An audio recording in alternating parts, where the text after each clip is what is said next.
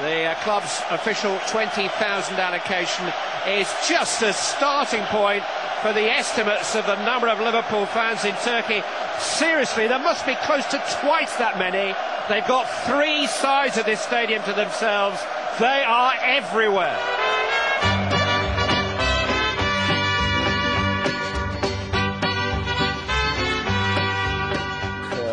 They look like they're up to speed. They look like they want to rattle Liverpool and get about them. And I've got to say, I've been very, very disappointed with Benitez's side at the moment. They really haven't got going at all. No attacking threat. And they're very fortunate to go in level. It probably didn't help that they were only, what, 6-7 minutes in, and they were completely rattled, weren't they? And well, they were. To get away without a goal against them. And it's not one of those scenarios. Was it over the line or wasn't it? I don't think it was. Great ball whipped in. Fellaini, how he misses that, I don't know. He throws his head out and it hits him on the shoulder. Reina scrambles it away and does well. They somehow manage to just about recover. But if we actually watch it again, it's Torres actually lets the Fellaini go. When that ball comes back off the line, is it, isn't it? I don't think so. I just don't think it is. It's close. I don't think anybody could possibly give it. You see it again, whipped in here. It's a terrific free kick right into the danger zone. Poor marking all round. Static green shirts. And the goalkeeper rescues them. Should have got his head on that, but if you look at the attempted celebration, he didn't actually celebrate himself. No, exactly. No, the line, right? They had an opportunity there to get themselves in front, and that would have really, really rattled Liverpool because they've just been so slow out the blocks. Okay, from one bad attempt in front of goal to one, let's be honest, pretty bad decision. Yeah, this was a poor decision. I mean, if they were sloppy there, Liverpool, this one they had nothing to do with. I mean, Dossena, the new fullback, he gets across the block, and you quite clearly see that he's a good yard outside the box when that strikes his hand. Spin it round, see the referee, he can see the ball, he can see the hand. Can he see the edge of the box? I'd like to think so from that sort of distance away, but he gets it wrong. And somehow, maybe whether or not the linesman was twitching with his flag, we don't know. But certainly, the referee seemed very confident to give the penalty. But as he's often done plenty of times in the past, Reina guesses the right way, smothers Dante's weak penalty with his foot. And again, Liverpool survived, but they have been poor. If the referee gave that penalty, you might argue why he didn't give that one. You see him on the edge of the box there. This was an Alonso free kick up the other end just a few minutes earlier. And that is a penalty if that's in the box. Again, it's very close. So one you get, one you don't. But Liverpool very fortunate. We thought we were going to be talking about the two front men linking up. We've been talking about how the defence aren't linking up and not really performing. But let's talk about Torres and Keane for a minute. They haven't had much to do because they haven't had the ball, have they? No, they both look a little bit short, to be honest with you. Torres in particular, you can understand. Perhaps he's not had an awful lot of rest with his excursions in the summer.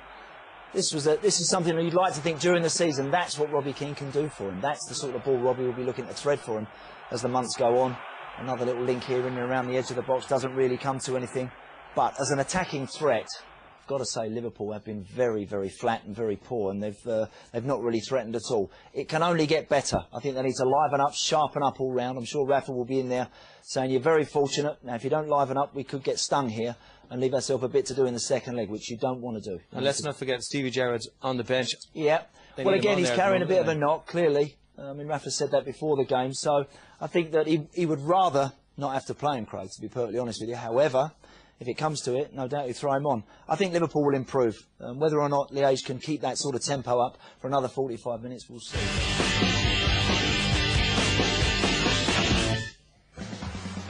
So, no goals in Belgium between Standard Liège and Liverpool. And it was the new duo up front that the Belgian fans should have been worried about. But it was Liverpool's man at the back that kept them out of a big victory against Liverpool tonight. Gabriel Clark's with Liverpool's keeper. Pepe, 0-0. Were you a bit lucky tonight? Yeah. The rest that we have get is just the result, and well, we have to finish this in Anfield.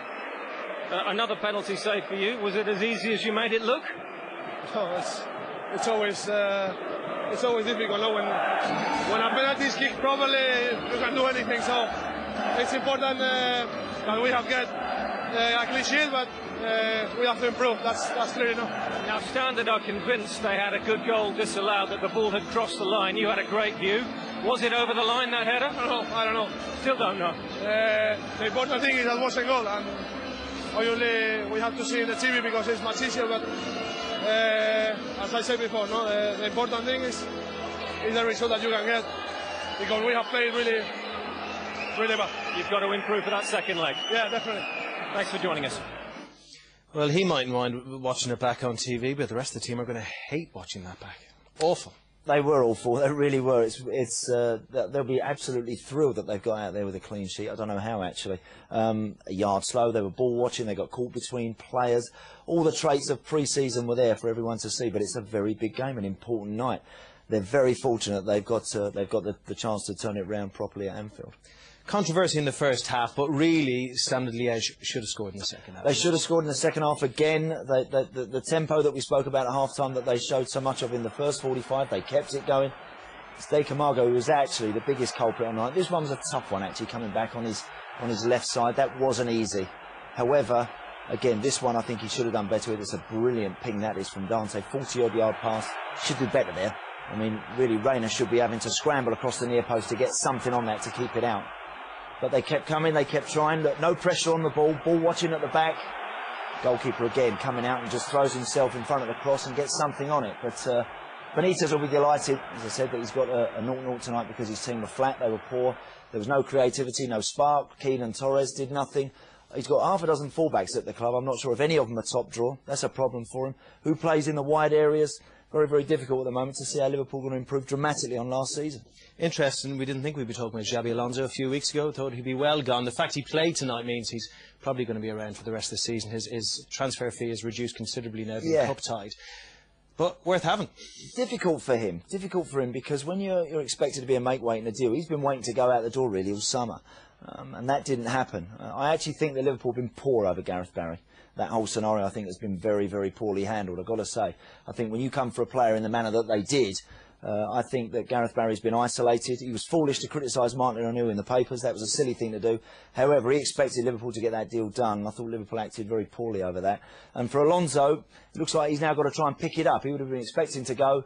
Now he could have an integral part to play for the rest of the season. But at the moment, it's very early days. We've got to remember that. It is very early days. I'm sure they'll be a lot better, hopefully, at Anfield in a couple of weeks. But certainly a lot of room for significant improvement. Sunderland on the weekend. Roy Keane be licking his lips, won't he? He certainly will on that showing. Andy, thanks very much.